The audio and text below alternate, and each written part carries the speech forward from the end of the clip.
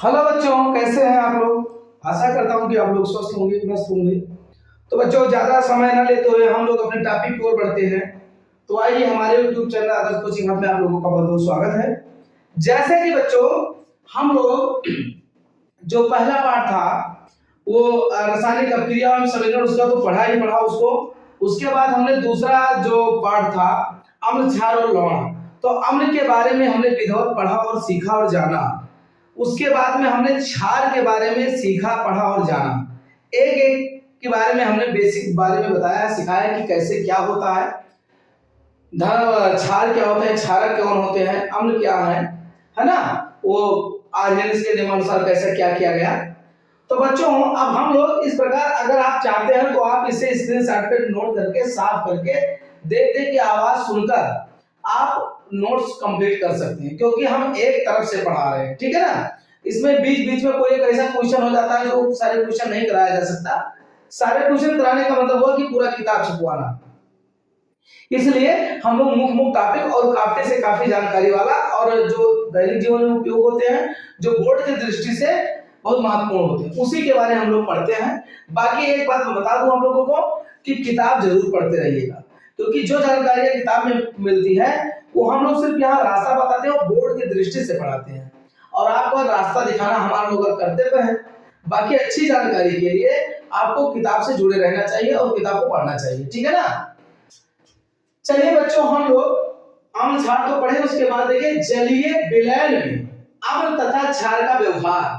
जैसे कोई जलीय विलयन है, उसमें अम्ल और क्षार को मिला दिया जाए, मिश्रण कर दिया जाए, तो उसमें क्या क्या कैसा व्यवहार करता है ना। हम लोग जैसे कोई अम्ल है, कोई क्षार है, मिक्स कर दिया जाए तो कैसा व्यवहार करेगा।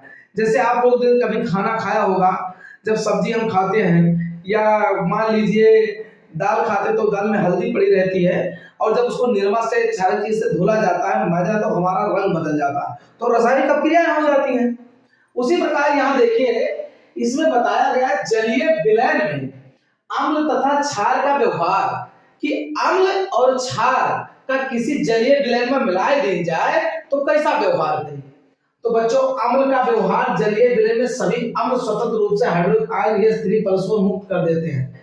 जलीय विलयन में प्रबल अम्ल पूर्ण रूप से आयनित हो जाते हैं, जबकि दुर्बल अम्ल जलीय रूप से पूर्ण रूप से आयनित नहीं होते हैं। इनका कहने का मतलब देखिए, बड़ा इंपॉर्टेंट चीज है बच्चों, लिखा अम्लों का व्यवहार जलीय विलयन में सभी अम्ल स्वतंत्र रूप से हाइड्रोजन H3O+ मुक्त कर देते हैं। कहने का मतलब है कि अम्लों का व्यवहार जलीय विलयन में, जैसे हम अम्ल को कहां डाल दें, किसी जलीय विलयन में।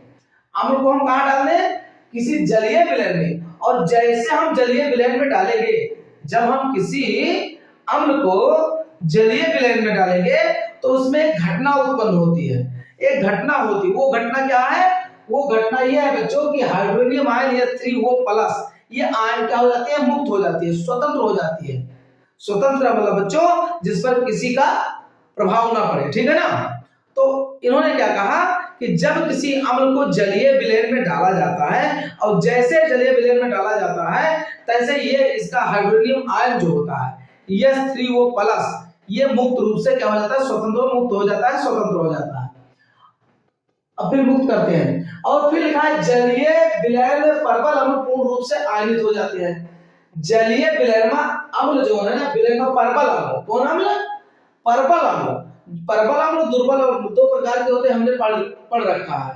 तो प्रबल अम्ल जो होते हैं बच्चों, जैसे उसे जलीय विलयन में डाला जाएगा, जैसे उसे किस में डाला जाए, जलीय विलयन में डाला जाए, जैसे कोई प्रबल अम्ल है उसको जलीय विलयन में डाल दिया जाए, तो क्या होता है, वो पूर्ण रूप से आयनित हो जाता है, ठीक है, पूर्ण रूप से आयनित हो जाता है। कौन अम्ल, कौन अम्ल, प्रबल अम्ल। जैसे कोई प्रबल अम्ल का किसी जलीय विलयन में डाल दिया जाए तो पूर्ण रूप से आयनित हो जाता है ना। फिर लिखा है जबकि दुर्बल अम्ल जलीय रूप में पूर्ण रूप से आयनित नहीं होता है।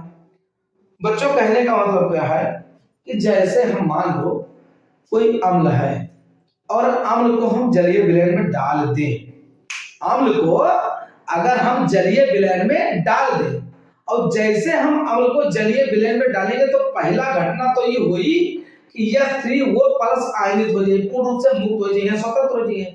और अगर परबल अम्ल है और का जलीय विलयन में डाले हुए तो पूर्ण रूप से आयनित हो जाएगी। और अगर वो अम्ल दुर्बल हुई, अगर अम्ल का हुई दुर्बल हुई तो पूर्ण रूप से आयनित न हुई। अब वह कहा गया कि जलीय विलयन में अम्ल तथा क्षार में का व्यवहार होता है।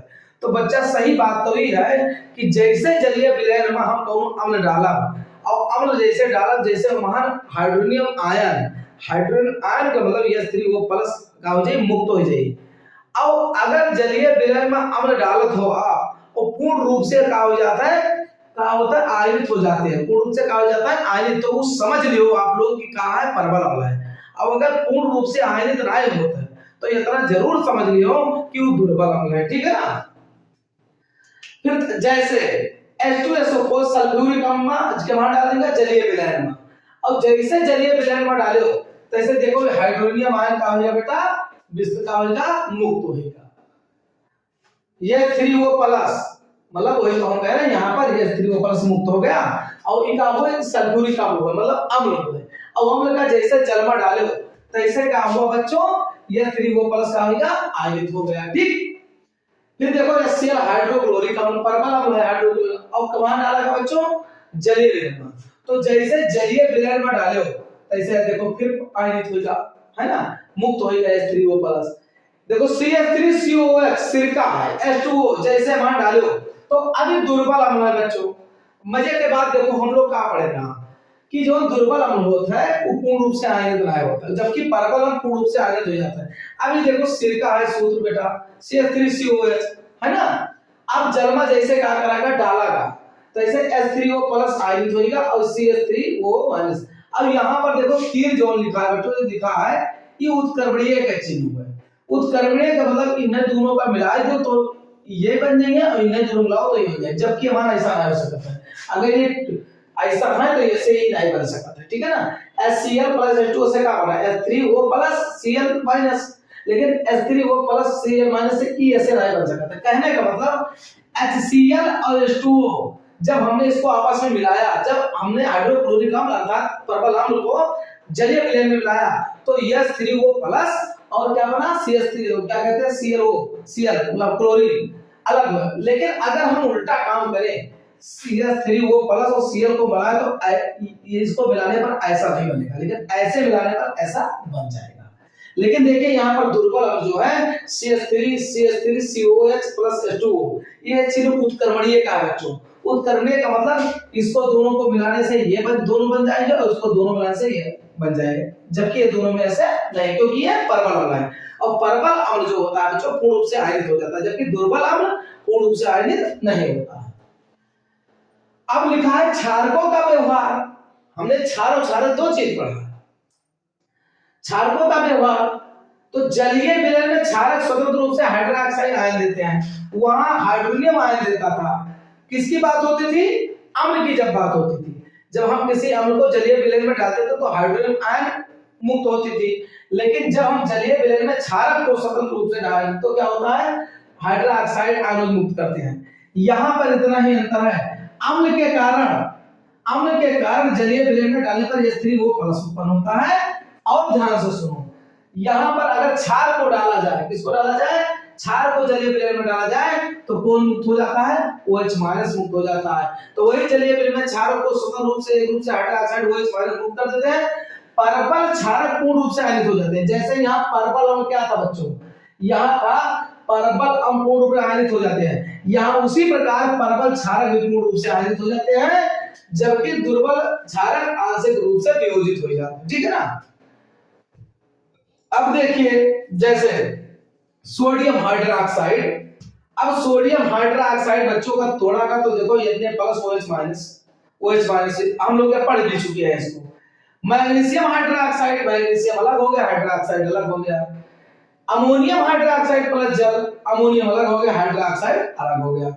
हम जब अम्ल की बात करते हैं और जल में डालते हैं तो हाइड्रोनियम आयन H3O प्लस आयनित हो जाता है। जब हम क्षार की बात करते हैं उसे जलीय विलयन में डालते हैं तो हाइड्रोक्साइड OH विस्थापित हो जाता है। समझो ना, समझो। जैसे कहने का मतलब यह है कि जब हम अम्ल को किसी जलीय विलयन में डाल देता है तो हाइड्रोजन आयन मुक्त हो जाता है। और अगर परमल अम्ल है तो पूर्ण रूप से आयनित हो जाए, दुर्बल है पूर्ण रूप से आयनित ना हो। उसी प्रकार ये क्षारक जो है, अगर क्षार का जलीय विलयन में डाल दी जाए तो स्वतंत्र रूप से वो OH- हाइड्रोक्साइड मतलब का हो जाएगा, स्वतंत्र हो जाए। जबकि परबल अम्ल जो परबल क्षारक जो होता है वो पूर्ण रूप से आयनित हो जाए, जबकि दुर्बल क्षारक जो होता है वो आंशिक रूप से वियोजित हो जाए, टूट जाए। ठीक है ना। जैसे सोडियम हाइड्रोक्साइड, सोडियम अलग हो गया, हाइड्रोक्साइड देखो विस्थापित हो गया यहाँ पर। ऐसे मैग्नीशियम हाइड्रोक्साइड या मैग्नीशियम हाइड्रोक्साइड विस्थापित हो, अमोनियम हाइड्रोक्साइड पर जर्मन जलीय हाइड्रोक्साइड विस्थापित हो गया। ठीक है ना। अब लिखा है बच्चों जल का वियोजन। जल एक उभयधर्मी है। उभयधर्मी का मतलब समझो, उभयधर्मी मतलब समझ लो एक ऐसा यौगिक है बच्चों ना, एक स्वाद है ना, रंग है ना, रूप है ना, स्वादहीन, गंधहीन है ना और रंगहीन।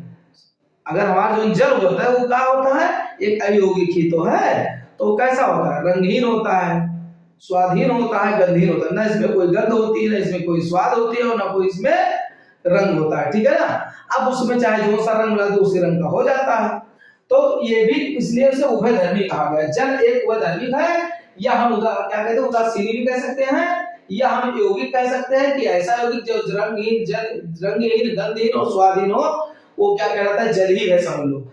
जो रंगहीन हो, गंधहीन हो, स्वादहीन हो, जल ही है। तो मतलब जल का वियोजन, तो जल एक उभयधर्मी है, धर्मिक है, या अल्प मात्रा में वियोजित होकर H+OH- आयन देते हैं। जैसे हमारा जल का फार्मूला H2O है ना, लेकिन अगर आयनित करा जाए बच्चों तो H+ और OH- ये हो जाइए, है ना। तो यही चीज है कि आयनित हो जाता है। जैसे जल का वियोजन, जल का एक उभयधर्मी है, या अल्प मात्रा में वियोजित होकर H+ और OH- आयन देते हैं। ये जो जल होता है ना ये उभयधर्मी होता है। अगर ये अल्प मात्रा में तुरंत वियोजित हो जाता है, विघटित हो जाता है, टूट जाता है। ठीक है ना। और क्या मान तुरंत है H+ और OH-। ठीक है ना।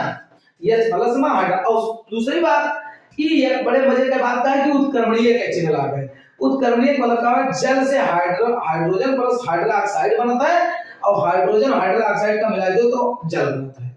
हाइड्रोजन हाइड्रोक्साइड का मिला दो तो जल बनता है, और जल का विघटित कर दो तो हाइड्रोजन हाइड्रोक्साइड बनता है। कहने का मतलब जल से हाइड्रोजन और हाइड्रोक्साइड बन सकता है, और हाइड्रोजन और हाइड्रोक्साइड से का नाम है जल बन सकता है। मतलब दोनों क्रिया हो सकता है। ये जो चिन्ह लागत है बच्चा, ये उत्क्रमणीय का चिन्ह है।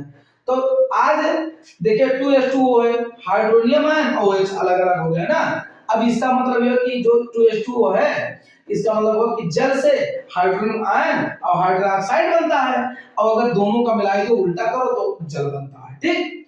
तो बच्चों आशा करता हूं कि आप लोगों को समझ में आया होगा। हमने एक एक टॉपिक के बारे में अम्ल क्षार लवण जिस प्रकार हमने रासायनिक अभिक्रिया और उनके समीकरण के बारे में बताया था, उसी प्रकार हमने अम्ल क्षार लवण में अम्ल के बारे में बाकायदा पूर्ण रूप से उसके परिभाषा, डिफिनेशन, गुण, क्वालिटी क्या क्या होते सारे चीज रिएक्शन बताए।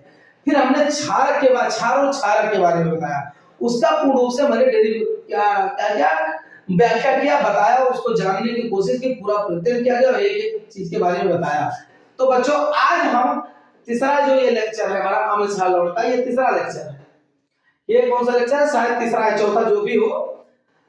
तो आज हमने जलीय विलयन अम्ल तथा क्षार का व्यवहार देखा, उसके गुण देखे, क्षारों का व्यवहार देखा, फिर यहाँ जल का वियोजन देखा। तो बच्चों आशा करता हूं कि समझ में आएगा। तब तक के लिए बाय।